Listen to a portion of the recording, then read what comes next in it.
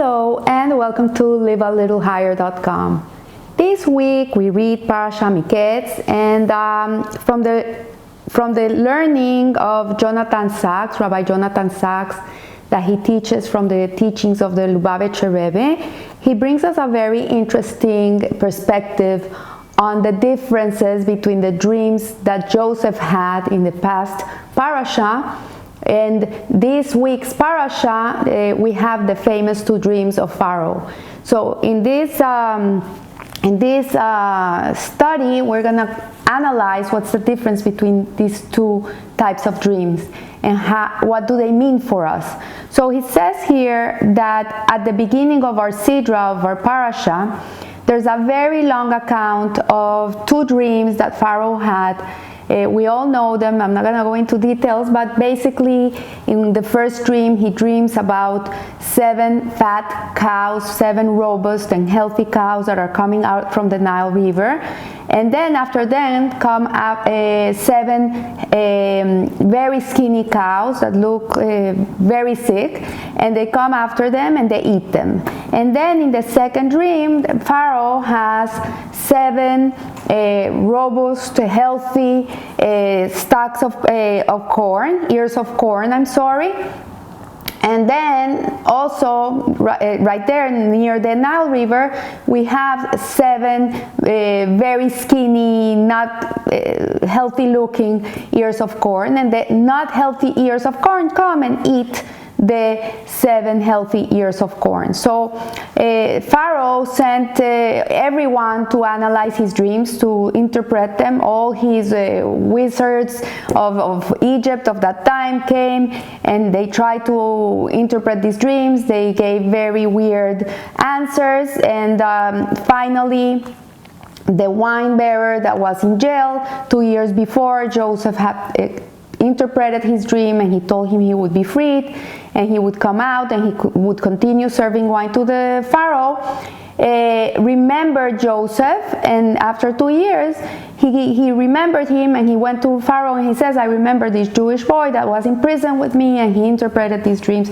And in a jiffy, in a split second, Joseph was ushered out of prison. He came out, they dressed him, they groomed him, they cut his hair, they brought him to Pharaoh, and he interpreted these dreams to Pharaoh. He not only gave him the explanation of the dreams, but what made the difference was that he gave him the solution to these dreams.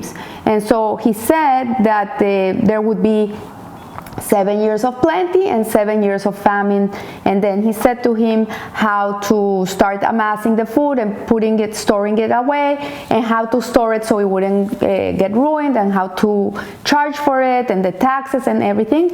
And he made Pharaoh very rich, and he became the viceroy of Egypt. So what significance, what difference does it make whether this came about through dreams or interpretation or by some other chains of events? And so even if the Torah wishes to emphasize that it was specifically through Pharaoh's dreams that Joseph obtained this position, it could have informed us of the fact without narrating every detail of the dreams. So the answer is that Pharaoh's dreams must be understood in the context in which they occurred. And Pharaoh dreamed because of Joseph. This was the whole reason why it came through a dream. It was because of Joseph. So in the previous parasha Vayeshev, we learned that Joseph also had dreams. He had 2 dreams that were what made the brothers get scared about him. They thought he was the evil brother, just like Abraham had a good son and a bad son, Ishmael and Isaac. And then Isaac had a good son and an evil son, which was Jacob and Esau. They thought that Joseph he felt like he was this big shot, and they thought he wanted to rule over them, and that's why they sold him to slavery. But going back to what Rabbi Jonathan Sachs is explaining to us here, is that Joseph received divine communication through dreams. This was the way in which he communicated with Hashem. It came through dreams, and Joseph was the heir to Jacob's spiritual heritage. He was the one that was gonna bring to the world the spirituality of his father. And he was in short a collective soul, and the medium through which divine emanations to the world must pass. So the righteous man, who is the foundation of the world. If to him the divine revelation came through the medium of dreams, then this was to be the order in the world, so that when a communication was necessary for the world and Pharaoh, its ruler, it eventually came through a dream. So this indicates a fundamental lesson about our service to God. It teaches us something very important in the way we should serve Hashem. And it says here that when a Jew encounters severe challenges in his life, from harmful attitudes and desires, when he's tested with things that are not the right thing for a Jew, he must realize that their ultimate source really lies not in the world, but in himself. So this is very interesting. What he's saying is that it's not true that he must follow the world. What it says is a Jew shouldn't be following the tendencies of the world. This is not the job of a Jew. The world is ever changing, ever evolving. What was in fashion yesterday, today is old fashioned. I see it with my children, the way they're raising their kids, the way they put them to sleep. We used to put them with the belly down. Now it's a no-no. Medical advances have decided that it's better that they sleep in their back, and we should follow these types of things. But in reality, what it's talking about, it's about the spiritual sense of the world. And what is right was right 3,000 years ago, and it's right now, and what was wrong, and it's still wrong. So we should not go with the tendencies of the world.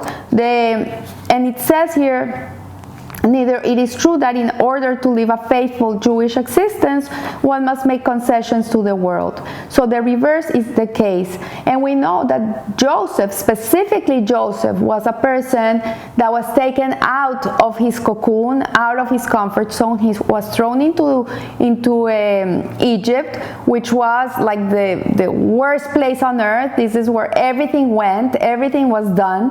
I'm talking about things that were not proper, and nevertheless he was able to live in such an environment and maintain himself as a pure Jew, never falling into these tendencies. He was always able to maintain himself as a righteous person, and that's why the name Yosef Hatzadik is really given to him. We don't see that they say Jacob Hatzadik, Abraham Hatzadik. We don't see this. The only person in the whole Torah that is given the connotation of Hatzadik is Yosef Hatzadik, because he was able to not fall into what was wrong, what was pervasive, what was illicitous, what was not proper. So the Jew himself creates the state of the world he inhabits. And here from the teachings of the Rebbe, what it's telling us is that we create our own reality. If this Judaism is tempered by an inner reluctance, this is mirrored in the world. And this is heavy stuff. It says, but it is the nature of the world to conceal its spiritual source. So what it's saying is that really, whatever we perceive from the world, whatever the world is giving us, the people say what the universe gives us, whatever we perceive from the world, in reality is what we have inside of us. It's a mirror of us. And this is the only way in which Hashem can show us where we're standing in our lives. If you're all day looking at things that you shouldn't be looking, it's because inside of you harbor this desire. And so Hashem puts it in front of you. It's a mirror of you. And it's the way in which you can see where you're standing, if you're living a righteous life or you're not living a righteous life.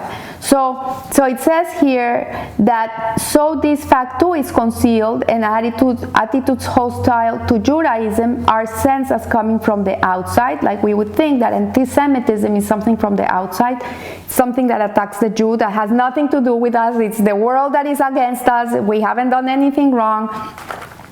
But in reality, we have to correct inside of ourselves. We have to really look inside as Jews where we're standing and what our beliefs are. Because really, if you look at anti-Semitism, it has no, it's visceral. It has no explanation. It's really visceral. And it's like an allergic reaction to the Jew. When the Jew is not behaving the way he should behave, the world becomes allergic to him. So we see here that pulling the Jew away from his faith is really what creates the world to go against us. But the truth is, the Jew is himself the author of these attitudes, where he to change his own desires, and he's talking about desire. What do you want? What is your desire? From reluctance to affirmation, he could change the attitude of the world as well. I remember many years I went to listen to Rabbi Adin Steinsvalds, and he was saying that the non-Jewish world, if they would know the power of a Jew, they would put to each Jew 2 policemen to make sure that he would follow the whole Torah. Because everything that happens in the world really is because the world is not balanced, it's not in tune. And when the Jew behaves like a Jew, thinks like a Jew, speaks like a Jew, is a holy, righteous person, then the whole world, the balance of the whole world is going to be healthy. But if the Jewish people are not living in this type of mentality, then the whole balance of the world turns around. So this is not all. Even where we cannot find the origin of such conflict within the Jew, because he's personally wholly free of conflict, then it is still because of the Jew that it occurs. For in him lies the purpose of creation. So as the rabbis say, the world was created in the beginning for the sake of Israel, who are called the beginning of God's products. The conflict occurs as a test of the Jewish inner strength. And if he refuses to be overwhelmed by it, it will turn out to have had no reality. Because the state of the world is dependent on the state of the Jew in Judaism. So it is up to us. When they point fingers, they say it's the fault of the Jews, it's the fault of the Jews. There's a certain truth into it. There's a certain truth into it. We should never try to be who we're not. We should be proud Jews, stand proud, be who we are, be a light upon the nations, bring light to the world, the revelation of Hashem, behave in a moral, ethical way as the Torah dictates, and then everything is going to reflect back to that. So it says here, although Pharaoh's dreams were dependent on the fact of Joseph's dreams, they were radically different in their nature. So in their nature, although you would think it's the same thing, they're prophetic, they're telling us something about the future, but Joseph's dreams came from a holy source, and Pharaoh's dreams came from a non-holy place.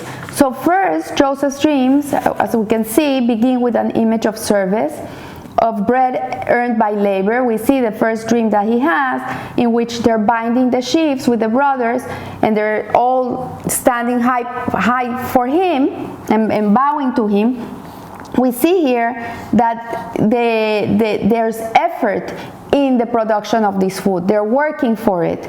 So the blessings which come from God to the Jew are good for the point of perfection, because the Jew doesn't acquire benefit just because.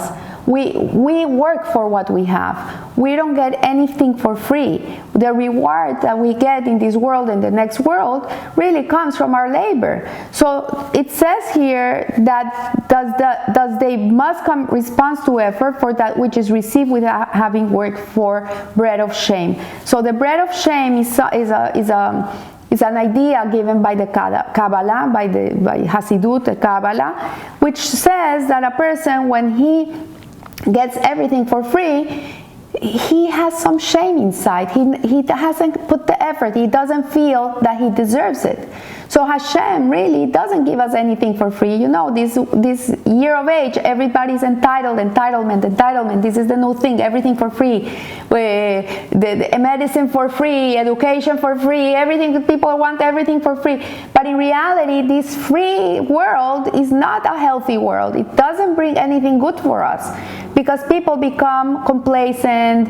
They don't put their effort. They don't work for what they're earning. They don't feel feel good about themselves. They start feeling shameful because they have never done anything good, and this is the worst feeling ever. So Hashem doesn't want us to feel this. He makes us work for everything we have. And so it says here that which lacks something, namely that man has been a partner in his creation. So by Hashem giving us the opportunity to work and to produce and to do, he makes us part of his creation. He makes us his partners in creation. But that which derives from outside the realm of holy, the food of which Pharaoh dreamt, is not wholly good, and can therefore sometimes come gratuitously without effort. So we see that in Joseph's dreams represent a progression from lower to higher forms of perfection. First, he starts dreaming about these sheaves, and then it progresses to his dream about the sun and the moon and the stars. So first it's in the earthly realm, and then he starts dreaming about the spiritual realm. He's ascending in his dreams. The first dream is lower than the second dream. So even at the physical level, sheaves are more valuable than ears, because it starts with the ears and then it becomes the sheaves. And jewels, the earthly counterpart of the stars, are more precious than sheaves. So, but in Pharaoh's dream, it's the other way around. He first dreams about the fat and the healthy and the robust cows, then come the skinny cows, which eat them up. And the second dream, he has these fat, healthy, beautiful ears of corn, and then the skinny ears of corn that look like nothing come and eat up the healthy ones. So we see here that in Joseph's dream it's an ascension, in Pharaoh's dream it's a descent. So these differences between the dreams of Joseph and Pharaoh disclose the difference between sanctity and its opposite, which is unholiness. And sanctity is eternal and unchanging. In the realm of sanctity there are changes, there are always ascents. So when we're going from holy to holy, you're going to see that your life is going to be ascending. You go from strength to strength, which in truth not a change at all, but a more perfect realization of something which remains the same. And even though the Jewish people suffer vicissitudes in life, it's not that we have it easy. It's not that you see a very saintly person and suddenly his whole life is perfect. He has a perfect marriage, he has a perfect wife, he has perfect kids, he has money, he has a house. We don't see many people who are very righteous suffer a lot in this world. We see that life is not easy. So sometimes in the ascent, sometimes in decline. So there are no real changes. So what we see here is that when you're working towards holiness, really, when you have a descent, it's for the purpose of the ascent. It has a purpose. It's not a downfall that you're going to go down and that's where you're going to end up. Really, if you go down, it's so you can reach higher levels. So the Jew always carries with him a single mission and a single faith to fulfill the Torah and the mitzvot. So no matter what's going on in your life, this is your whole purpose, and to be elevated in sanctity. We're not trying to be elevated in the physical world, we're trying to elevate our sanctity. And since where a man's will is, there he is found. Where are you? Where you want to be. Where your will is, that's where you're going to be. And the descent of the Jewish people is always for the sake of a subsequent elevation and an everlasting peace. So the fluctuations in Jewish history are not ultimately changes but peace. So all this suffering that we have been going through the ages, personally, collectively, as a people, really has one purpose, and it's peace. And against this, the realm of unsanctity is subject to change, indeed to a continual decline. So for whatever is not holy does not exist and in an end for itself. So whatever is not holy is not everlasting. It's not going to last forever. We see all these tyrants of the world that have created so much pain in the world. They're gone. They're gone. They're not here. Hitler is not here. Nebuchadnezzar is not here. The Inquisition, the people that did the Inquisition, they're not here. But the Jew is still here. We're still here. strong. We're here. We're celebrating Hanukkah this week. We're still here. We're not going anywhere. We're ascending and ascending and ascending. So it is at most a means to an end. So to test man and to evoke his highest powers of sanctity, the more man responds to the test, becomes strong and elevated in his service, the less he needs to be tested. So the more we work on ourselves, the more we try to be better Jews, keep the Torah more, do more mitzvot. When we're working on that, it's the effort. What Hashem really desires, what He really loves, is that He sees that you really care about Him. This is His need. We don't need Him, He needs us, really. I heard Rabbi Manis Friedman saying, like, this guy, he went and he sued his parents because he was born. He didn't ask them to bring him to this world, and now he had to study and learn and pay bills. He never asked for that. So the same way with Hashem. Did we ask to be born? Did we ask to be put in this world? Did we ask to be having to keep the Torah and the mitzvot? No, we're here. This is He put us here. Why? Because He needs us. He really needs us. He needs us to make a place for Him in this world, to make a dwelling place for Him. So what it tells us is that the test that we have in this world really is Hashem telling us, I need you, please see that I need you. Do for me. So, and automatically the existence of unsanctity becomes weaker and more tenuous. So when this one ascends, the other falls. And as the realm of the holy is strengthened, the realm of the pure secular declines. So the more light in the world, the more we bring light to the world, the more we fulfill Hashem's bucket list, the more we're ascending, the less unholiness there is in the world. So this is also the basic distinction between the Hanukkah lights and the sacrifices of the festival of Sukkot. So on Sukkot, there were 70 bullocks that were sacrificed in the course of the 7 days of the festival, and each one represented the 70 nations of the world. So they started with every day they started with a certain amount. The next day was less and less and less and less. So from 13 on the first day to 7 on the 7th day. So representing a continual decrease or decline. But the lights of Hanukkah are different. In Hanukkah, we're showing sanctity, and each day sees an increase in the number of lights kindled. So the first night we light 1, the second night we light 2, the third we light 3. It's not like we're lighting less, we're lighting one more, till if you sum them up, it's 36 lights in total that we light. And so we see from here that holiness is always ascending, and every time it's more and more and more and more.